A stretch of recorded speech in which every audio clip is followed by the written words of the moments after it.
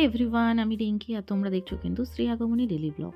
আজকের হচ্ছে মকর সংক্রান্তির বিকেলবেলা। সকাল থেকে তো পিঠে খাইনি, মনটা একটু খারাপ। বাপের বাড়িতে অনেক কিছু হতো আর এই বাড়িতে কিছুই হয় না। সত্যিই বাঙালদের কোনো নিয়মই নেই। তো যাই হোক, এখন কিন্তু ঘড়িতে বাজে বিকেল 4:30। স্ত্রীকে অনেকক্ষণ থেকে ডাকছে, কিছুতে উঠছে না। তো অনেকদিন থেকে ভাবছি জানলাটা একটু পরিষ্কার করতে হবে। তো বিকেল টাইমে বেশি আর পরিষ্কার করব না, শুধু ওই পাখিতে পটি করে দিয়েছিল ওই জায়গাগুলো একটু মুছে দিলাম আর পর্দাটাকে চেঞ্জ করলাম। ওই পর্দাটা নোংরাও হয়েছিল, আর তাছাড়া না শীতকালে ওই পর্দাটাতে দিয়ে এত ঠান্ডা হাওয়া ঢোকে বলার মতন না। এই মোটাটা থাকলে না একদম ঠান্ডাটা ঢোকে না, বেশ ভালো আরামদায়ক হয়। সেই জন্যে এটা লাগিয়ে নিলাম। অনেক দিন থেকে রনিকে বলছিলাম যেটা লাগিয়ে দিও, ওর দ্বারা সত্যি কোনো কাজ হয় না গো। সেজন্য আমি একাই লাগিয়ে নিলাম। শ্রী এতক্ষণে উঠেছে আর জিজ্ঞাসা করছে এটা কি। নতুন ট্রাইপডটা বেশ ভালোই কাজে দিয়েছে গো। ওদিকে টুকিটাকি কাজ ছেড়ে আমি চলে এসেছিলাম একটু চিড়ের পোলাও বানাতে শ্রীয়ের টিফিনের জন্য। খুব গরম ছিল আর খাওয়ার টাইমও হয়ে গেছে, সেই জন্য তাড়াতাড়ি করে জলে বসিয়ে ঠান্ডা করছিলাম। ঘড়িতে এখন কিন্তু 5:32 বাজে, পুরোপুরি ওর খাওয়ার টাইম। তো চলো গিয়ে খাইয়ে দিই। হ্যাঁ, এই ফার্স্ট টাইম আমি ওর জন্য চিড়ের পোলাও বানালাম। ঝাল সুজি মাঝে মাঝে বানিয়ে দিতাম, বাট চিড়ের পোলাওটা কখনো বানানো হয়নি, এই প্রথমবারই দিলাম। আমি ভাবতাম চিড়ে খেলে যদি অনেক সময় হয় না পটি শক্ত হয়ে যায়, সেজন্য চিড়েটা আমি দিতে চাইতাম না। তো অনেকে বললো না চিড়েটা দেওয়া কিন্তু খুব ভালো, তো বললো খেয়ে কিন্তু ভালো হয়েছে। চিড়েটাকে একদম গলিয়ে নিয়েছে যাতেও খেতে পারে। একটু আলু দিয়েছিলাম, জিরে গুঁড়ো, ধনে গুঁড়ো, গোলমরিচের একটু গুঁড়ো দিয়েছিলাম, আর একটা ডিম ভুজিয়া মতন করে দিয়েছিলাম, আর ঘিয়ের ওপর রান্নাটা করেছিলাম। আর আমি কিন্তু একটু গোটা গরম মশলা ফোড়ন দিয়ে দিয়েছিলাম, তেজপাতা ফোড়ন দিয়েছিলাম, একটু মিচড়ি ফেলে দিয়েছিলাম, একটু নুন সামান্য। পরে অন্যদিনে একদিন রেসিপিটা তোমাদেরকে শেয়ার করব। মা ফোন করেছিল তো আজকে তো জানো সবাই যে পৌষ পার্বণ বলে, তো কি বলে পৌষ পার্বণই বলে। তো আজকে তো পৌষ পার্বণ, তো আমাদের এই বাড়িতে তো পিঠে হয় না, সকালেই তোমাদেরকে বলেছি। তো ওই বাড়িতে হয়, করছে অল্প করে করছে। তো সেই জন্যই মা ডেকেছে, বললো আয় এসে নিয়ে যায় একটু। তাই ভাবলাম বসেই যখন আছি তো রনির সাথে যাই, একটু ঘুরেও আসি, দেখা করে আসি। আর সেই তো ঘুরতে যাব, কে কি নিচ্ছে না নিচ্ছে সেগুলো একটু দেখার আছে। তো যাই চলো।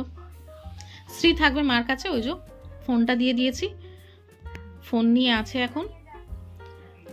আর এখন সাউন্ড দিতেও শিখে গেছে। আমি ভিডিও করছি বলে সাউন্ডটা কমিয়ে রেখেছিলাম, সাউন্ডটা ঠিক একা একাই বাড়ালো।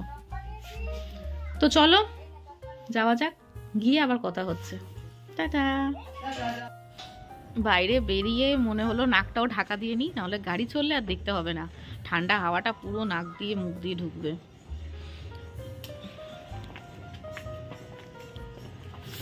আগে যে মাস্কের ইয়েটা ছিল ওটাই ভালো ছিল বলো, মাস্ক পরলে অন্তত শীতকালে নাকটা চাপা থাকতো।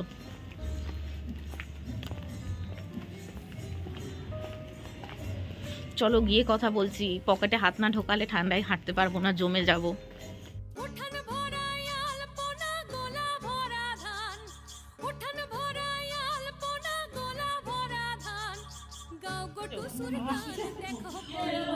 আমি তোমরা কে কি গোছাচ্ছ তাই দেখতে। কেন গো কে কি গোছাচ্ছ তাই দেখতে।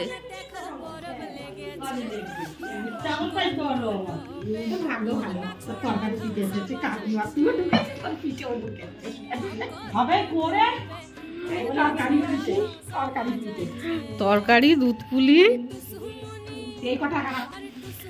এই দুটো কাকিমা এনেছে আমার জন্য, আর এই দুটো মা বানিয়েছে ওই বাড়ি পাঠানোর জন্য। দেখি সরু চাকলিটা দেখ।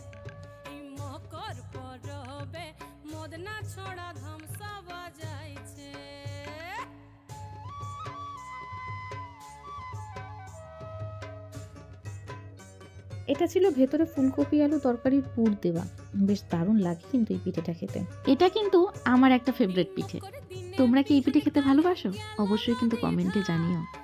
সত্যি সকাল থেকেই কিন্তু মনটা খারাপ ছিল, যে পৌষ পার্বণ বলে কথা আর পিঠে খাবো না, এটাও হয় মানে এই বছর আমি পিঠে খাবোই না। বলে না যে ভাগ্যে থাকে সেই হয়েছে অবস্থা। আমি ঢুকলাম আর সঙ্গে সঙ্গে কাকিমা ঢুকলো পিঠেটা নিয়ে।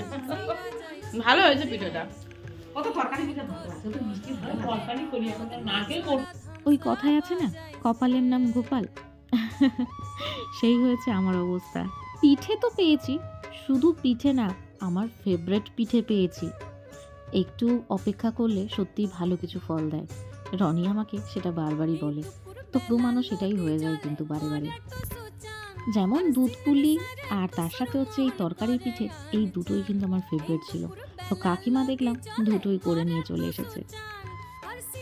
আমরা বড় রান্নাই ম্যানেজ করতে পারবো, কিন্তু ও ছোট তো না, বাচ্চা সে বেশি নিতেই হবে, বলা না।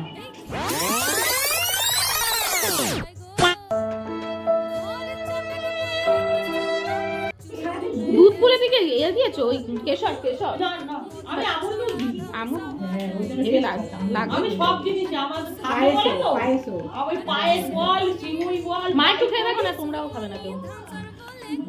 অনেকটা খেয়েছি, সারাদিন দেখি আছে। সেই তো হচ্ছে। আচ্ছা,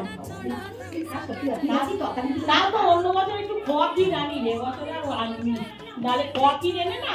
ওই দারুণ হয়েছে, এটা দারুণ হয়েছে। হ্যাঁ, এটা হেভি হয়েছে। হুম। এই 15খানে নুনে গুনে করেছি। সত্যি আমার ভাগ্যে ছিল। কাল থেকে মাথা বলছি। না না, তুলে রেখেছি, গুছিয়ে আমি বাসনটা নিয়ে যাবো। কালকে আমার শাশুড়িকে বলেছে। এই তো, কত তরকারি দেখেছো তো, সব হয়ে গেল।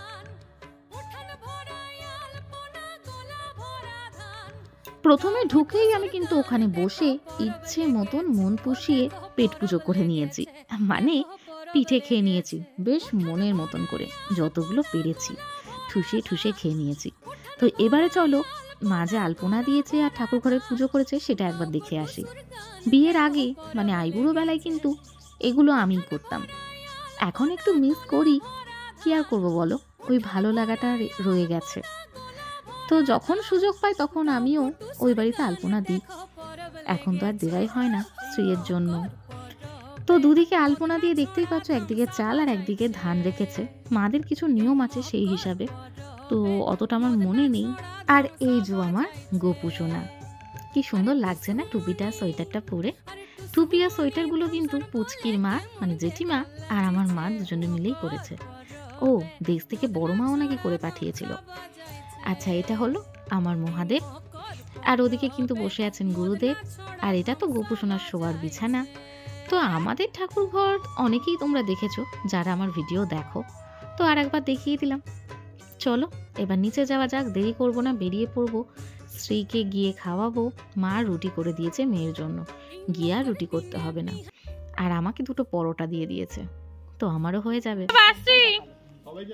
আসছি মা।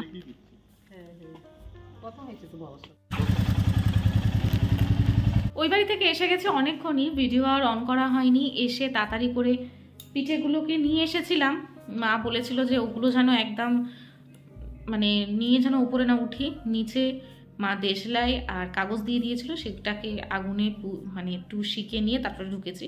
জানো তোমরা, পুরনো সংস্কার হলেও আমি মানি, অনেকেই মানে এটা। তো করে তারপর উঠলাম, এসে ঠাকুমাকে আগে দিলাম পিঠে খেতে, আর স্ত্রীকে রুটিটা মা তো করেই দিয়েছিল, তো রুটিটাকে ভালো করে ভিজিয়ে নিলাম, নিয়ে ওটাকে পেস্ট করে ওকে খাইয়ে দিলাম। আজকে সারাদিনটা তো এইভাবেই কাটলো, আর তোমরা কে কীভাবে কাটালে সেটা অবশ্যই কমেন্ট করে জানিও। কিন্তু ঘড়িতে বাজে 10:37, আর মা স্ত্রীকে নিয়ে ঢুকে গেছে বিছানাতে, বাবাও খেতে বসে গেছে, আমি খেয়ে নেব, আর তারপরে এসে মা খাবে। রনির তো আস্তে আস্তে লেট হয়। তো চলো আজকের ভিডিওটা আমি এখানেই শেষ করছি। Tata, bye bye, good night. ভিডিওটা ভালো লাগলে অবশ্যই একটি লাইক করে দেবেন। চ্যানেলে যারা নতুন তারা চ্যানেলটিকে সাবস্ক্রাইব করতে ভুলবে না এরকম নতুন নতুন ভিডিও পাওয়ার জন্য। সবাই সুস্থ থাকবে, ভালো থাকবে, বাই বাই।